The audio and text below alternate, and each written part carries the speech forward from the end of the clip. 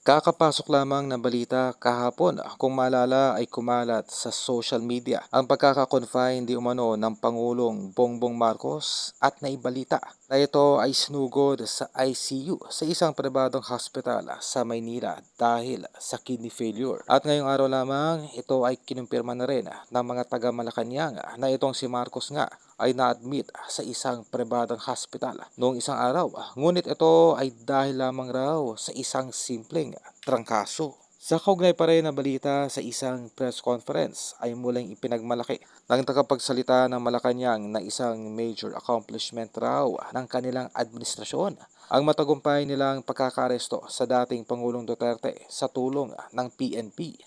na kung saan ay plano ng palasyo na ipagmalaki ang kanilang pagkakaresto sa naturang former president sa nalalapit itong SONA para sa taong 2025. At idinagdag pa ng tagapagsalita ng palasyo na kung tuluyan raw na mai-impeach itong si Sara Duterte sa Senado bago ang naturang SONA ay malaki raw ang tsansa na ito rin ay may dagdag bilang major accomplishment ang administrasyong Marcos laban sa mga tiwaling politiko.